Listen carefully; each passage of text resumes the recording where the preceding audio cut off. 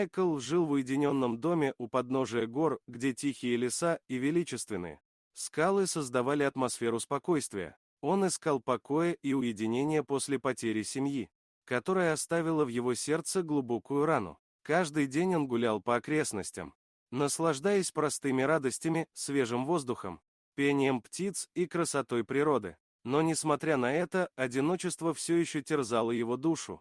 Однажды утром, когда солнце только начинало подниматься над горизонтом, Майкл вышел на крыльцо, чтобы насладиться утренним кофе. Внезапно его внимание привлекло нечто необычное. Он увидел орла, приземлившегося прямо перед его домом. Птица выглядела изможденной и раненой, с поврежденным крылом. Майкл почувствовал прилив сострадания и, не раздумывая, решил помочь бедному существу. Собравшись силами, Майкл последовал за орлом, который, несмотря на свою травму, начал двигаться в сторону леса. Путь был трудным, и Майкл сталкивался с множеством преград: низкие ветки, каменистые тропы и крутые склоны. Но он не сдавался, ведь понимал, что за орлом скрывается нечто важное.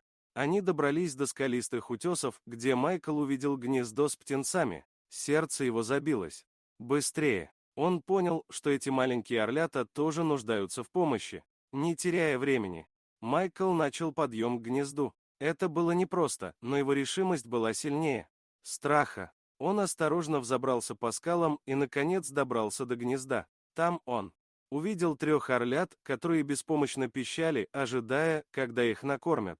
Майкл аккуратно завернул птенцов в свою куртку, чтобы защитить их от холода и опасностей. Сложив их к себе на грудь, он начал спускаться вниз, преодолевая опасные участки. Каждый шаг давался ему с трудом, но он был полон решимости спасти этих маленьких созданий. Вернувшись домой, Майкл устроил орлятам теплое гнездо, сделав их временным домом. Он заботился о них, кормил и следил за тем, чтобы они чувствовали себя в безопасности.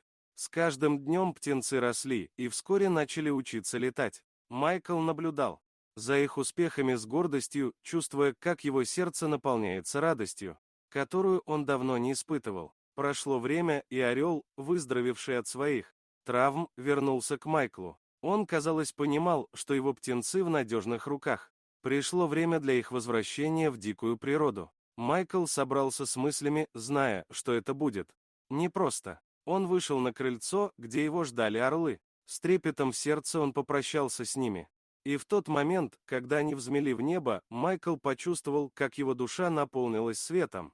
После этого Майкл начал новую жизнь. Он решил написать книгу о своих приключениях с орлами и о том, как они изменили его. Вдохновленный своим опытом, он нашел радость в новых приключениях и стал делиться своими историями с другими. Иногда орлы возвращались к дому Майкла, кружили над его крышей и садились на деревья рядом. Эти визиты стали для Майкла особенными моментами, напоминанием о том, что он не одинок.